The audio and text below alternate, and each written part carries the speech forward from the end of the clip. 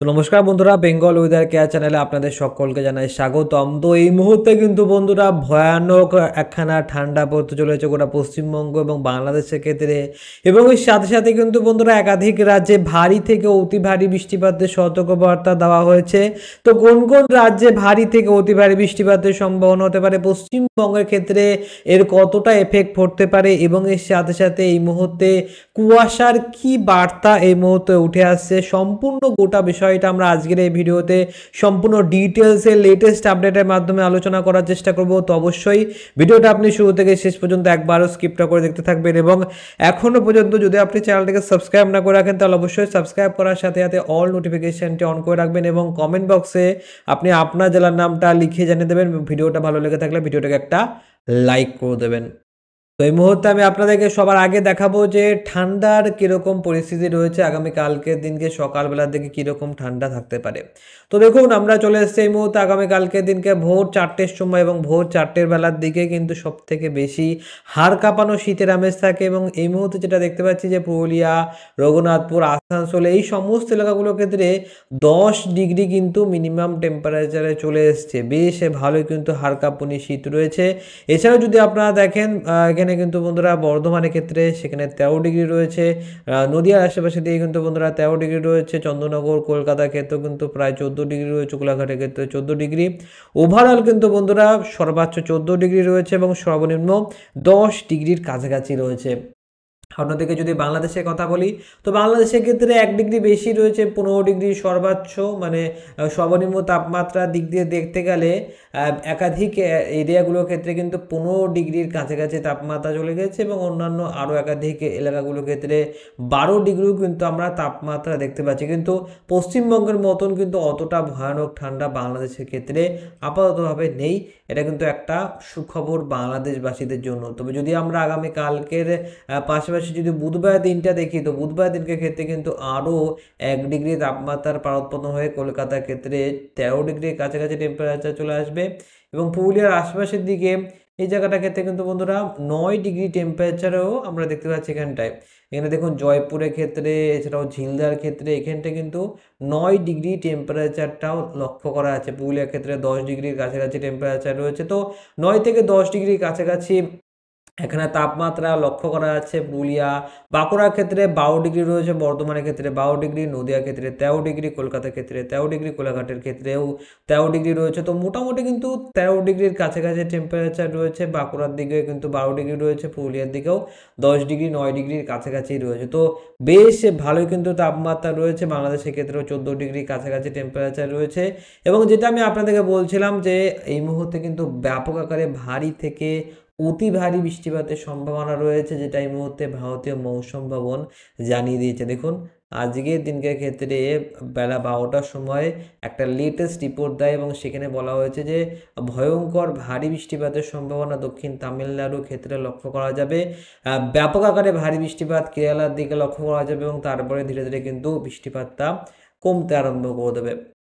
আমরা যদি একটু নিচের দিকে আসি তাহলে দেখতে পাবেন যে মিনিমাম টেম্পারেচার যেটা কিন্তু বন্ধুরা 5 থেকে 10 ডিগ্রি কিন্তু থাকতে পারে পাঞ্জাব, হরিয়ানা, চণ্ডীগড়, দিল্লি, উত্তরপ্রদেশ এবং একাধিক আরও এরিয়াগুলোর ক্ষেত্রে, রাজস্থানের ক্ষেত্রে, পূর্ব মধ্যপ্রদেশের ক্ষেত্রে, উত্তর ছত্তিশগড়ের ক্ষেত্রে, পশ্চিম বিহারের ক্ষেত্রেও কিন্তু বন্ধুরা মিনিমাম টেম্পারেচারটা 5 থেকে 10 ডিগ্রির মধ্যেই ঘোরাফেরা করবে। অন্যদিকে ঘন কুয়াশার সম্ভাবনা রয়েছে পাঞ্জাবের দিকে, এবং এর সাথে সাথে ভারী থেকে অতি ভারী, মারাত্মক অতি ভারী বৃষ্টিপাত থাকবে দক্ষিণ তামিলনাড়ু, ভারী বৃষ্টিপাত দক্ষিণ কেরালার দিকেও থাকবে, এবং মারাত্মক অতি ভারী বৃষ্টিপাতের সম্ভাবনা কিন্তু বন্ধুরা থুকরি এই যে কিছু কিছু অঞ্চল রয়েছে, তিরুনভেলি আশেপাশের দিকে 62 সেন্টিমিটারের কাছাকাছি মারাত্মক অতি ভারী বৃষ্টিপাতের সম্ভাবনা রয়েছে। এই মুহূর্তে কিন্তু বন্ধুরা একটা ঘূর্ণাবর্ত রয়েছে ক্যামোরিন এলাকাগুলোর ক্ষেত্রে, যেই কারণে কিন্তু বন্ধুরা এই মুহূর্তে ভারতবর্ষের ক্ষেত্রে দক্ষিণ ভারতে কিন্তু মারাত্মক ভারী বৃষ্টিপাতের সম্ভাবনা রয়েছে, এবং এই ভারী বৃষ্টিপাত মোটামুটি কিন্তু কাল এবং পরশু দিনকের ক্ষেত্রেও লক্ষ্য করা যাবে।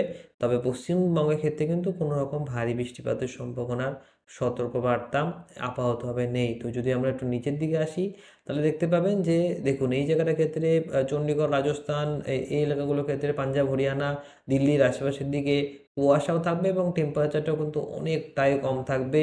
বেশ ভালো কিন্তু কোল্ড ওয়েভ বলতে পারেন, যে শৈত্যপ্রবাহ কিন্তু ওই সমস্ত এরিয়াগুলোর ক্ষেত্রে থাকবে। তবে যদি এই এলাকাটার দিকে একটু যদি তাকান তাহলে দেখতে পাবেন যে দক্ষিণ ভারতের ক্ষেত্রে এখানটায় কিন্তু লাল একটা ওয়ার্নিং সতর্কবার্তা দিয়ে দেওয়া হয়েছে, তার পাশে কিন্তু কমলা সতর্কবার্তা জারি করা হয়েছে, এখানে হলুদ সতর্কবার্তা রয়েছে। তো মোটামুটি কিন্তু বন্ধুরা ভয়ানক একটা লাল সতর্কবার্তা জারি করে দিয়েছে দক্ষিণ ভারতের ক্ষেত্রে। তবে পশ্চিমবঙ্গ এবং বাংলাদেশের ক্ষেত্রে কোনো রকম সতর্কবার্তা নেই, যেটা কিন্তু অনেকটাই ভালো সুখবর। তো এখানে যদি আমরা বৃষ্টিপাতের কথা বললামই, তখন আমরা একটু বৃষ্টিপাতটা দেখেও নেবো যে বৃষ্টিপাতের পরিস্থিতি কী রকম হতে চলেছে। তো দেখুন আজকের দিনকে ক্ষেত্রে কিন্তু বন্ধুরা বেশ ভালোই বৃষ্টিপাত দেখা গিয়েছে এবং পরবর্তী সময়েও কিন্তু ব্যাপক আকারে বৃষ্টিপাতের সম্ভাবনা একটা সতর্কবার্তাও দিয়ে দিয়েছে। যদি আমরা এই মুহূর্তে বৃষ্টিপাতের পরিমাণ মোডে যাই, তাহলে কিন্তু দেখতে পাবেন যে এই মুহূর্তে কিন্তু অলরেডি বৃষ্টিপাতটা হয়ে গিয়েছে। এই জায়গাটার ক্ষেত্রে তিরুবনন্তপুরম এই সমস্ত এলাকাগুলোর ক্ষেত্রে কিন্তু ব্যাপক আকারে যে ভারী বৃষ্টিপাত সেটা কিন্তু হয়ে গিয়েছে। দেখুন এখানটায় পরবর্তী 5 দিন, পরবর্তী 3 দিন, পরবর্তী 24 ঘন্টা সবই কিন্তু এই জায়গাটার ক্ষেত্রে একই বৃষ্টিপাত দেখা যাচ্ছে। মানে এই বৃষ্টিপাতটা অলরেডি ঘটে গিয়েছে 230 মিলিমিটার, 300 মিলিমিটার এরকম টাইপের মারাত্মক ভারী বৃষ্টিপাত, যেটা কিন্তু অলরেডি ঘটে গিয়েছে। তো পরবর্তী সময়ে দক্ষিণ ভারতের ক্ষেত্রেও কিন্তু আর বৃষ্টিপাতের তেমন একটা সম্ভাবনা নেই। কোয়েম্বাটুর, সেটা কিন্তু বন্ধুরা পুদুচেরি, চেন্নাই, তো ওখানে কিন্তু বৃষ্টিপাত হয়ে গিয়েছে। তো মোটামুটি কিন্তু পরিস্থিতি অনেকটাই এই মুহূর্তে উন্নতি হয়ে গিয়েছে। তবে যদি আমরা এই মুহূর্তে তাপমাত্রার দিকে আবারও ফিরে যাই, তো সেক্ষেত্রে আমি আপনাদেরকে দেখাবো যে বৃহস্পতিবার দিনকে কি হতে চলেছে। তো বৃহস্পতিবার দিনকে কিন্তু আরও একটুখানি জোরালো ঠান্ডা অনুভূত হবে পশ্চিমবঙ্গ এবং এর সাথে সাথে বাংলাদেশের ক্ষেত্রে। তো মোটামুটি কিন্তু আপনারা দেখতে পাচ্ছেন যে পশ্চিমবঙ্গ বাংলাদেশের ক্ষেত্রে ব্যাপক আকারে ঠান্ডা পড়তে আরম্ভ করে দিয়েছে। বলরামপুর, পুরুলিয়া, হুড়া, রঘুনাথপুর, আসানসোল, দুর্গাপুর, ঘোষকারা, বর্ধমান এই সমস্ত এলাকার ক্ষেত্রে কিন্তু টেম্পারেচারটা অনেকটাই কম রয়েছে। 10 ডিগ্রি 9 ডিগ্রির কাছাকাছি টেম্পারেচার চলছে।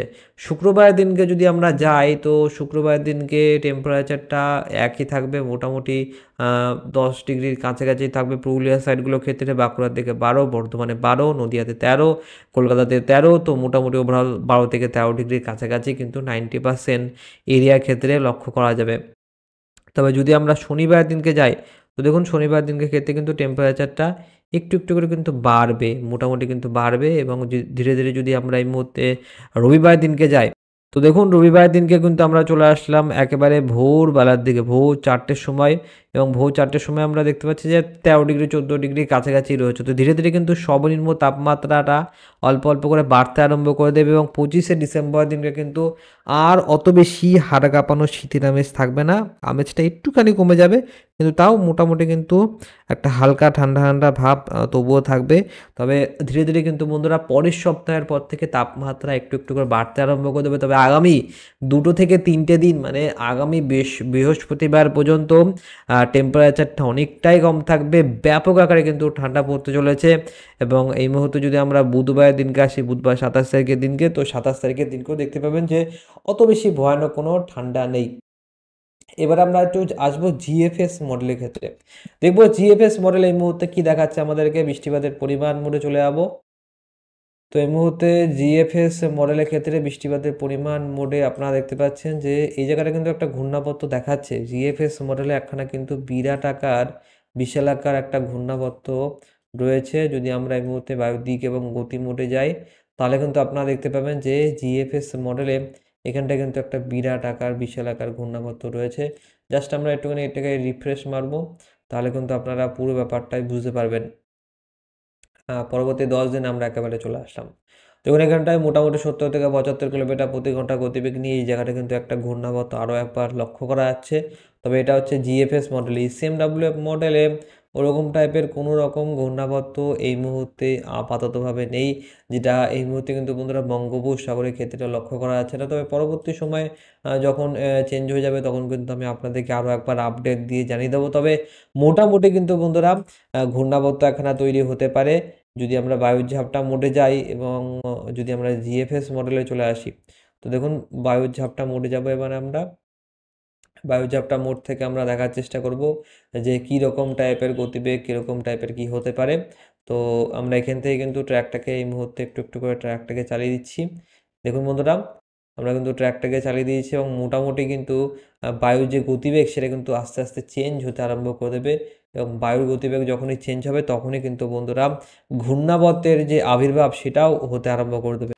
তো মোটামুটি কিন্তু বন্ধুরা আমরা আজকের এই ভিডিওতে এইটুকুই লেটেস্ট আপডেট দিতে পারছি। পরবর্তী ভিডিওতে আমরা আরও বেশি ভিড় অ্যাকুরেটলি আপডেট দেওয়ার চেষ্টা করবো। তো অবশ্যই আপনারা স্টে টিউন থাকবেন, চ্যানেলটাকে সাবস্ক্রাইব করার সাথে সাথে অল নোটিফিকেশনটি অন করে রাখবেন। আপনাকে অসংখ্য ধন্যবাদ এই ভিডিওটা শুরু থেকে শেষ পর্যন্ত দেখার জন্য।